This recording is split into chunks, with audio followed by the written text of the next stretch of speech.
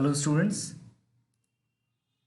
सो इससे पहले लेक्चर्स में हमने कंप्लीट किया है स्टैटिस्टिक्स का mean deviation and standard deviation. ठीक है, आज जो टॉपिक हम लोग कवर करेंगे वो है coefficient of the variation. Coefficient of variation को स्टार्ट करने से पहले मैं कुछ बेसिक बातें बता दूं आपको। उसमें से सबसे पहला ये है कि अभी तक जो भी हम लोग मीन डेविएशन या फिर स्टैंडर्ड डेविएशन देख रहे थे, इसमें क्या हो रहा था अल्टीमेटली। जैसे कि आपको एक डाटा गिवन है एक्स आई, ठीक है, ये आपको दिया रहता था जैसे 1 2 5 7 10 100 वट एवर इट में भी। ठीक है, तो इसका जो यूनिट होगा, जैसे कि सपोज करो एक्स आई जो है ये मार्क्स है ऑफ स्टूडेंट। ठीक है, और एक दूसरा फिर से मैंने एक डाटा लिया जहां वाई आई है और ये है अमाउंट ऑफ रुपीस। सपोज ये है 100 500 700 800 1000 लाइक दिस। सो यहाँ पर फर्स्ट केस में जो मेरा मीन डेविएशन आएगा या फिर स्टैंडर्ड डेविएशन आएगा, मीन डेविएशन और स्टैंडर्ड डेविएशन आएगा, इसका यूनिट क्या होगा? इसका यूनिट भी नंबर ऑफ मार्क्स होगा, बिकॉज डाटा का जो यूनिट होता है, डाटा का जो यूनिट होगा मीन डेविएशन और स्टैंडर्ड डेविएशन का भी सेम यूनिट होगा। सिमिलरली सेकेंड वाले केस में ये वाई आई जो है ये अमाउंट ऑफ रुपीज़ है। सो इसमें जो इसका यूनिट है, इस डाटा का यूनिट है अमाउंट ऑफ रुपीज़, इसमें इसका मीन डेविएशन अगर आप निकालो या स्टैंडर्ड डेविएशन निकालो, इनका भी यूनिट अमाउंट ऑफ रुपीज़ होगा। अब अगर सपोज करो हम कंपेयर करना चाहते हैं कि इसमें ज़्यादा स्कैटरिंग आया, बिकॉज हम लोग मैंने ऑलरेडी बताया है आपको कि मीन डेविएशन और स्टैंडर्ड डेविएशन से हम क्या मेज़र करते हैं, हम मेज़र करते हैं स्कैटरिंग ऑफ डाटा। ओके, इसी को हम लोग कहते हैं deviation, how much it deviates. So scattering of data जो फर्स्ट केस में आएगा और स्कैटरिंग ऑफ डाटा जो सेकेंड केस में आएगा, क्या हम इसको कंपेयर कर पाएंगे? This is the question. Answer is no, we can not compare this two data. The reason is इसका यूनिट अलग है और इसका यूनिट अलग है। सो दोनों का यूनिट चेंज हो जा रहा है। आप कैसे कंपेयर कर सकते हो? जैसे सपोज करो डिस्टेंस का यूनिट क्या है, एक बंदा डिस्टेंस ट्रेवल कर रहा है इन मीटर और दूसरा बंदा डिस्टेंस ट्रेवल कर रहा है इन किलोमीटर, और आप कंपेयर कर पाओगे क्या? मीटर का डेविएशन और किलोमीटर का डेविएशन एक होगा। मीटर में 1 मीटर का डेविएशन मतलब 1 मीटर होगा, और यहाँ पे अगर आप बोलो 0.5 किलोमीटर, तो कौन बड़ा है डेविएशन के मामले में? So you can't compare anything when the units are different. Under this situation a new term is come. ऐसे कंडीशन में हमें एक नया टर्म को देखने मिलता है जिसे हम कहते हैं कोएफिशिएंट ऑफ वेरिएशन, और इसको हम तब यूज़ करते हैं जब हम दो अलग अलग डाटा को यूज़ करेंगे। ठीक है, सपोज करो पहला डाटा 1 है, दूसरा डाटा 2 है, और इन दोनों को मुझे कंपेयर करना है। ठीक है, कंपेयर क्या करना है हमें? कंपेयर करना है वेरिएशन और डेविएशन।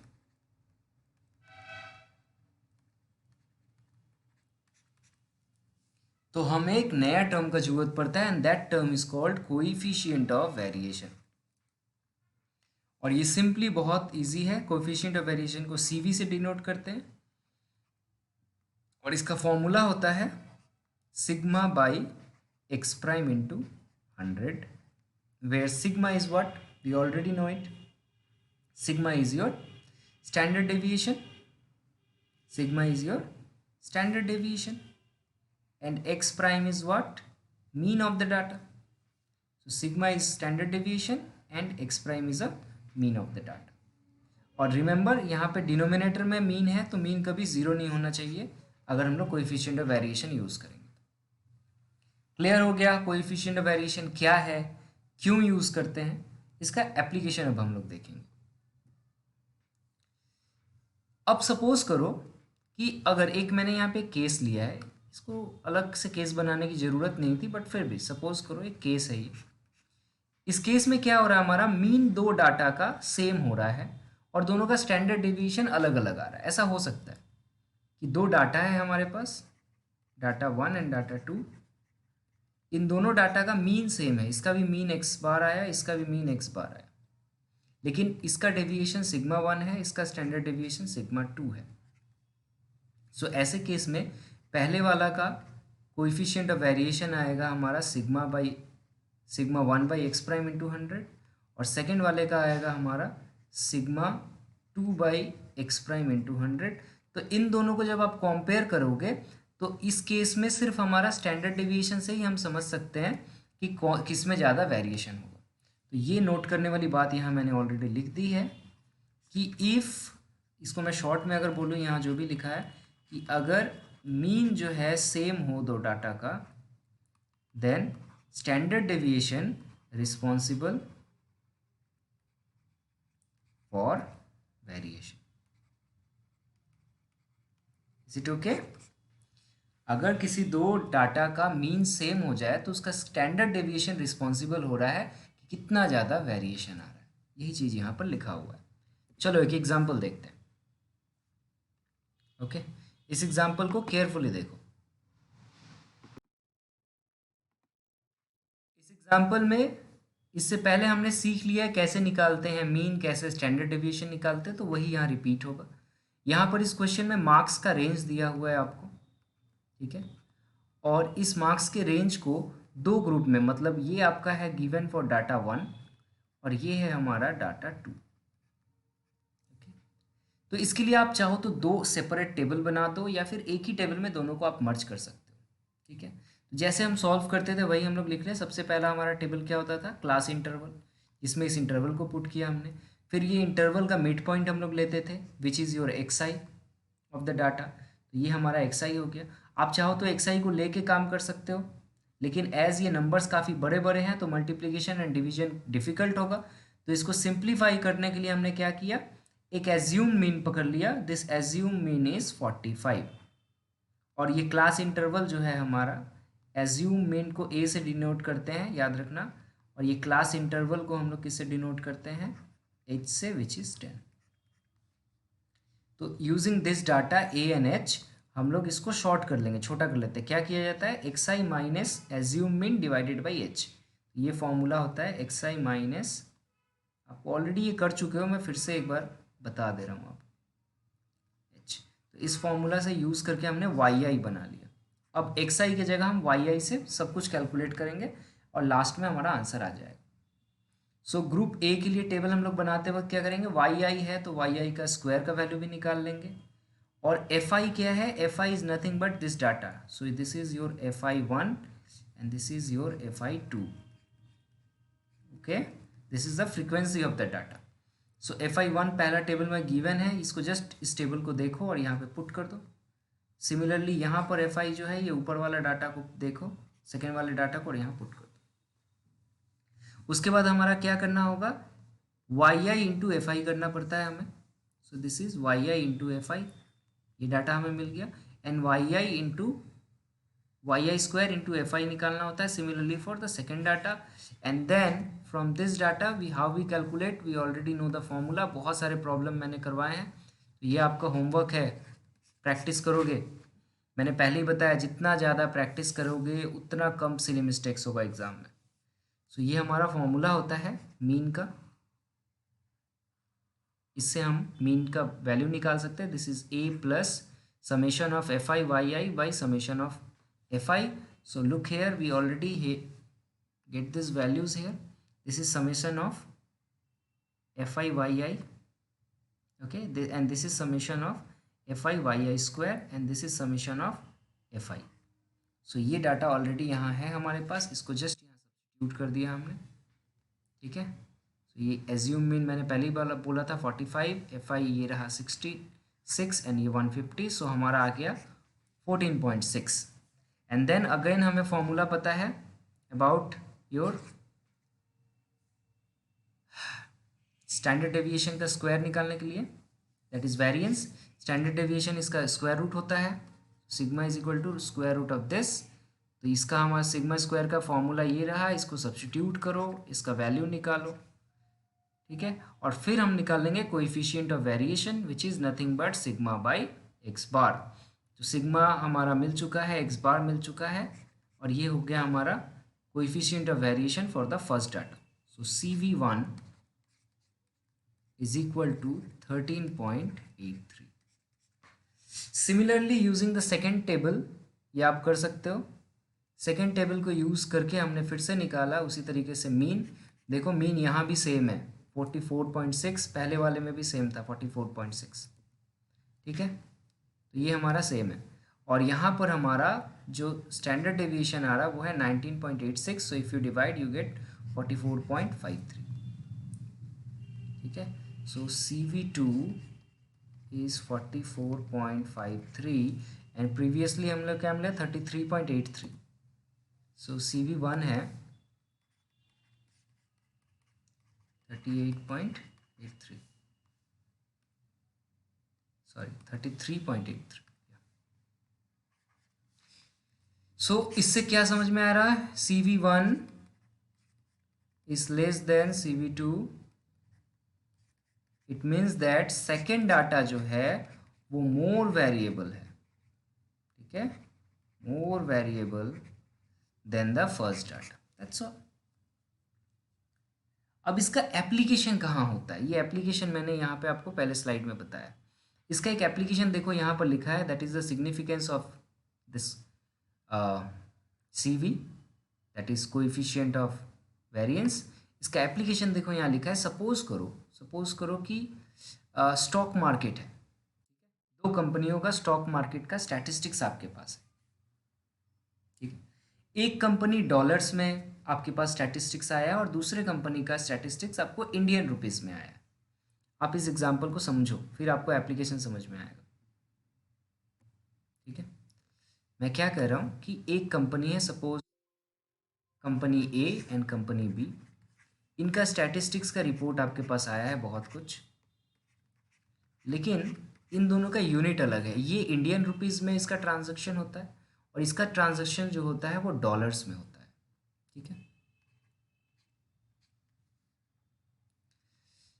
अब क्या हो रहा है कि आप इन्वेस्ट करना चाहते हो अपना पैसा, लेकिन आप कहाँ पैसा इन्वेस्ट करोगे, the safe way of investing जिसमें वेरिएशन कम आता हो। सिंपल सा बात है, सेफ तरीका वो है जहाँ पे लेस वेरिएशन हो। मतलब अगर आपने पैसा लगाया, आपका पैसा डूबे नहीं, ऐसा नहीं कि पहले बहुत जल्दी उठ गया फिर बहुत जल्दी नीचे चला गया, ऐसा वेरिएशन नहीं होना चाहिए। स्टॉक मार्केट जो स्लोली ग्रो कर रहा है, इसमें आपका पैसा कभी नहीं डूबेगा, ठीक है ना। सो आप दोनों कंपनी को कंपेयर करना चाहते हो कि किसमें कम वेरिएंस है, तो आप अगर इसका स्टैंडर्ड डेविएशन निकालोगे तो ये सिग्मा 1 होगा, ये सिग्मा 2 होगा, लेकिन दोनों का यूनिट अलग अलग है। इसका यूनिट रुपीज़ है, इसका यूनिट डॉलर है। तो आप क्या करोगे, आप कैसे समझोगे कि किस में वेरिएशन कम है किस में ज़्यादा है। तो आप क्या करोगे, पहले में इसका कोएफिशिएंट ऑफ वेरिएशन 1 निकालोगे, इसका कोएफिशिएंट ऑफ वेरिएशन 2 निकालोगे, एंड देन इन दोनों को कंपेयर करोगे, दोनों में कौन कम है। जिसका वैल्यू कम होगा उसमें लेस वेरिएशन होगा, और फिर उस पर हम लोग इन्वेस्ट कर सकते हैं। तो ये इसका एक प्रैक्टिकल मैंने एप्लीकेशन बताया आपको जो यहाँ पर दिया हुआ है। एक और एग्जांपल यहाँ पर दिया हुआ है आपके स्क्रीन पे, ये आपका होमवर्क है, इसको आप सॉल्व कर सकते हो। मैं आपको सिर्फ इसमें आंसर्स बता देता हूँ, लेकिन आंसर बताने से पहले आप इसको ट्राई करो। ये बहुत इजी क्वेश्चन है, डायरेक्टली डाटा गिवन है, आपको जस्ट मीन निकालना है, स्टैंडर्ड डेविएशन निकालना है, एंड देन आंसर आ जाएगा। तो आप लोग इसको डायरेक्टली निकाल सकते हो इस डाटा को यूज़ करके, या फिर ये बड़े अगर लग रहे हैं तो आप इसको छोटा कर सकते हो यूजिंग इंटरमीडिएट पॉइंट्स, ठीक है। तो ये डिपेंड कर रहा है आपके ऊपर। मैं एक छोटा सा टेबल बता रहा हूँ कि कैसे कर सकते हैं इसको। जैसे मैंने एक्स के लिए करा तो एक्स आई पकड़ लिया, एक टेबल यहाँ होगा, एंड देन अगर आप चाहो तो इसको छोटा कर सकते हो, ठीक है। जैसे ये है 35, 54, 52, 53, 56, 58, 52, 50, 51 एंड 49। देन आप इसको अगर छोटा करना चाहो तो इसके इंटरमीडिएट में मुझे 52 दिख रहा है, मैं इससे छोटा कर सकता हूँ। ठीक है, ये कैपिटल एक्स आई मैंने इसको पकड़ा, that is equal to small x i minus 52, छोटा कर दिया मैंने, तो ये डाटा हो जाएगा 17। आप कुछ भी ले सकते थे, इट्स नॉट नेसेसरी 52 लो, आप 53 भी ले सकते हो, it's depend on you. okay, so this is 2, this is 0, this will be 1, 4, 6, 0, minus 2, minus 1, minus 3, और फिर हमारा आ जाएगा this capital x i square. Okay, so if you square this values आपको मिल जाएगा सबका स्क्वायर, दिस इज़ 289, then 4, 0, 1, 16, 36, 0, 4, 1, 9, ये हमारा डाटा मिल गया। अब हमें क्या निकालना है यहाँ पे, हमारा फॉर्मूला ऑफ मीन क्या होता है, that will be assume mean plus summation of x i divided by 10। Is it okay, because number of datas इतने हैं। So this will be your 52 plus summation of x i, आप यहाँ देख सकते हो, इसका समेशन -10 आएगा by 10, so this will be equal to 51। सो हमारा मीन कितना आ गया, 51। सिमिलरली हम स्टैंडर्ड डेविएशन निकाल सकते हैं इसी तरीके से, एंड इसका फॉर्मूला होता है 1/n²। जो भी फॉर्मूला से आप बना रहे हो आप बना सकते हो, x i square minus summation of x i whole square. So इस फॉर्मूला से इसको सब्सटीट्यूट करोगे, इसका वैल्यू आएगा 5.916। ओके, सो अगर इन डाटास को आप यहाँ सब्सटीट्यूट करो तो पहले केस के लिए, फर्स्ट केस के लिए CV1 का वैल्यू आ जाएगा हमारा 5.916 by 51 into 100 which is equal to 11.6। और आप इसी तरीके से सेकेंड वाले के लिए ट्राई करना। ठीक है, सेकेंड वाले के लिए आप ट्राई करना, सेकेंड वाले का चेक कर लेना, मैंने सेकेंड डाटा के लिए मैं बोल रहा हूँ, इसके लिए आप चेक करना कि इसका जो मीन है, इसका जो मीन है इसका वैल्यू आ रहा है कि नहीं 105। This will be your homework. Okay, and इसके लिए स्टैंडर्ड डेविएशन जो है वो हमारा कितना आ रहा है, दैट विल बी 2। सो यहाँ पे CV2 का वैल्यू हमारा आ जाएगा 2/105 into 100 which is equal to 1.9।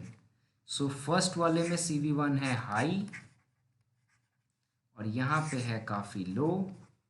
सो आपको किस में इन्वेस्ट करना चाहिए, जहाँ पर वेरिएंस कम है, कोएफिशिएंट ऑफ वेरिएंस कम है। Okay okay, let's try this third question. ये भी काफ़ी प्रैक्टिकल क्वेश्चन है, ऐसे क्वेश्चन एग्जाम में पूछे जाते हैं। बोल रहे हैं analysis of monthly wage paid to worker in 2 firms A and B belonging to the same industry give the following result. एक ही इंडस्ट्री के 2 फार्म हैं, क्वेश्चन को ध्यान से समझो। एक ही इंडस्ट्री के 2 फार्म हैं, एक है फार्म ए, दूसरा है फार्म बी। ठीक है, फार्म ए में नंबर ऑफ वेजेस अर्नड, इसमें नंबर ऑफ वर्कर अगर हम लोग बोले वो है 586 और यहाँ पर है 684। Is it okay, monthly mean मतलब all an average, average monthly wage जो होता है एम्प्लॉयज का वो फार्म ए में है 5253 एंड सेकेंड फार्म में है 253। So what you understand from this question, that this question is belongs to same mean, दोनों का मीन सेम है। ठीक है, और variance of distribution of wages is given, तो ये सिग्मा दिया हुआ है हमारा। ठीक है, ये हमारा मीन दिया हुआ है, ये यहाँ पर है। अब हमसे क्वेश्चन क्या पूछा जा रहा है कि विच फार्म ए और B pay out larger amount of monthly wage. A और बी में से कौन सा फार्म जो है सबसे ज़्यादा मंथली वेज देता है अपने एम्प्लॉय को। और दूसरा क्वेश्चन ये है कि ए और बी में से किस में ज़्यादा वेरिएबिलिटी है। वेरिएबिलिटी मतलब ज़्यादा चेंज, ज़्यादा वेरिएशन किस में है, तो इंडिविजुअल वेज को लेके। और आप अगर, मैं इसमें एक एक्स्ट्रा क्वेश्चन ऐड कर रहा हूँ कि अगर आप एम्प्लॉय बन के जाओ तो आप किस में रहना पसंद करोगे, फार्म ए में या फार्म बी में। इन सारे क्वेश्चंस का आंसर हम लोग आराम से कर सकते हैं। देखो सबसे पहले हम लोग को क्या है, फार्म ए के बारे में सारा डिटेल लिख लिया हमने। फार्म ए में नंबर ऑफ वेजेस अर्नर्स जो हैं वो इतने सारे हैं वर्कर्स, मीन मंथली एवरेज इतना है, तो मीन इतना है और टोटल वर्कर इतना है, तो टोटल एनुअली कितना पैसा दे रहा है वो, जस्ट दोनों को मल्टीप्लाई कर दो। जैसे तुम्हारे क्लास में 4 स्टूडेंट हैं और हर स्टूडेंट को हर महीने 100 रुपये मिलते हैं, तो टोटल कितने रुपए मिलते हैं, 400 रुपये मिलते हैं महीने में। वही बात यहाँ लिखा हुआ है कि एनुअली इतने सारे लोगों को ऑन एन एवरेज इतना पैसा मिला, तो just multiply them and you get the annual paid by the farm A. Is it okay? दूसरी बात कि वेरिएंस ये हमारा गिवन ही था, इसमें तो कुछ भी नहीं है, ये हमारा गिवन है sigma 1 sorry standard deviation, so sigma 1 square given है, सिग्मा 1 हमारा वेरिएंस रूट ओवर मिल जाएगा, so standard deviation is 10 and from here we get coefficient of variations CV1। इस फॉर्मूला को बिठाया हमें मिला 0.19। जैसे हमने फार्म ए के लिए किया सब कुछ सिमिलर करेंगे हम लोग फार्म बी के लिए। तो यहाँ number of employees, then your mean monthly wage and then multiply, so annual paid by the farm. This is standard deviation, how we calculate, it is 11 and this is CV2 which is 0.21। CV1 कितना था हमारा 0.19। सो किस farm का, हमारा दो question था, दोनों को आंसर कर ले हम लोग। Monthly wage paid by the farm A is this much and paid by the farm B is this much, तो कौन सा पे ज़्यादा कर रहा है, कौन सा फार्म ज़्यादा पे कर रहा है, ऑब्वियसली बी जो है ज़्यादा पैसा पे कर रहा है। So farm P pay outs larger amount as a monthly wage. अब दूसरा चीज़ है कि कोएफिशिएंट ऑफ वेरिएशन पहले का इतना दूसरे वाले का इतना, सो सेकेंड वाले में वेरिएशन ज़्यादा है, so therefore firm B shows greater variability in individual wage. अब मेरा जो क्वेश्चन था कि अगर आप एम्प्लॉय बन के जाओ तो आप किस में जाना चाहोगे, सोच के जवाब दो। अगर आप बी में जाते हो तो मंथली यहाँ पर सैलरी मिलने का चांसेस ज़्यादा है ना, more salary is your option. लेकिन यहाँ पर एक ड्रॉबैक भी है कि यहाँ पे इसका सैलरी का वेरिएशन भी बहुत ज़्यादा है कंपेयर टू योर ए। ठीक है, सो यहाँ पर आपका आंसर बहुत क्लेवरली आपको करना होगा, that we will try to stick to the farm A because the variability to the wage is minimum। वहाँ सैलरी आपका बहुत वेरी नहीं करेगा, ऐसा नहीं कि आपको किसी मंथ में 5,000 दे दिया गया, दूसरे मंथ में 10,000 दे दिया गया, तीसरे मंथ में सीधे 1,000 दे दिया गया, दिस इज़ वेरिएशन। लेकिन यहाँ पर अगर आपको 5,000 मिल रहा है, नेक्स्ट मंथ में आपको हो सके तो 5,500 मिलेगा या फिर 4,500 मिलेगा, like this. Okay Okay, so last question is your homework. Go ahead and solve this question. Just मैं इसको समझा दे रहा हूँ और इसका आंसर बता देता हूँ आपको, आप इसको ट्राई करना खुद से। The following is the record of goals scored by the team A in the football session. Okay.